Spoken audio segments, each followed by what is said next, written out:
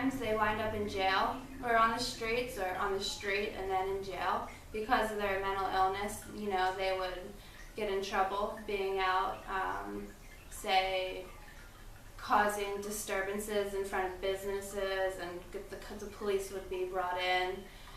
And if not, they would be taken to the hospital, and there they weren't able to stay long at all.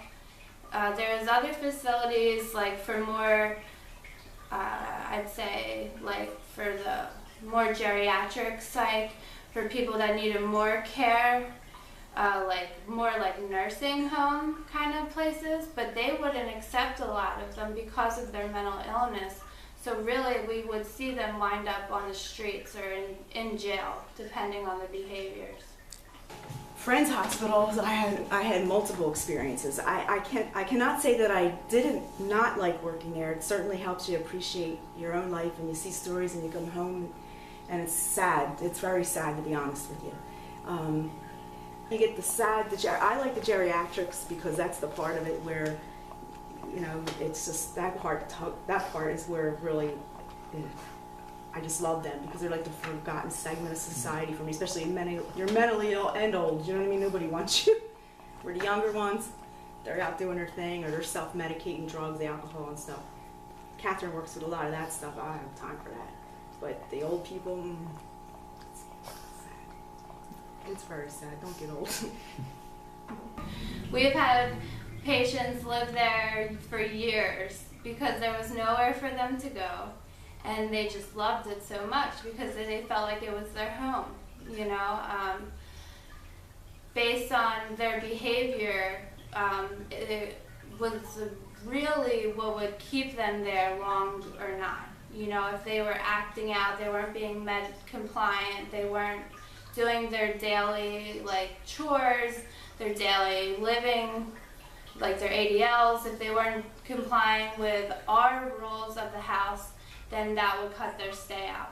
It was all about structure, you know, teaching them structure and how to maintain a home, because what the goal was, we wanted them to be able to go back out and be able to live on their own. And a part of that, which was hard, was the fact that you knew inside that some of these people really, they couldn't. There was no chance of them being able to live on their own. But, you know, just getting them to do simple things like how to use a dishwasher. You know, what do you do when you wake up? Let's make a routine. Simple things that you don't think of, you know, like that. I had another gentleman I took care of. Him and his wife were both part of the system, social service system in Philadelphia. They were schizophrenics. And his story, he wound up with us from complaints from the neighbor from a smell coming from his wife in his apartment. And the police went in there, and here his wife had been dead for 2 weeks, laying on the floor, and they found him laying on the floor next to her. She had already started to decompose, and the fluids, the body fluids were, you know, all over, and he was laying there with her, just holding her, telling her everything was going to be okay. And the cops, they took him to the hospital and got him checked out. He was dehydrated, hadn't eaten and all that stuff, and they got him, you know, up to par, and then they brought him to Friends with us. And he stayed there with us until they were able to find a place where he could go live outside of the apartment system. But even when he was there with us, he was still trying to call and order her flowers, send food to the house, because in his mind he didn't let go that she had died. She was still alive. So that's another story.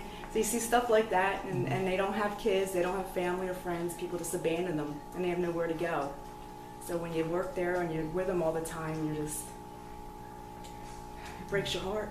It helps you appreciate what you have, because you realize how blessed that you are to have family and friends and a home, because most of these people don't have anywhere to go. And then when they close down mental facilities and deinstitutionalize everything, there's nowhere for them to go. And that's why you see them on the street in a box or in jail. It's sad.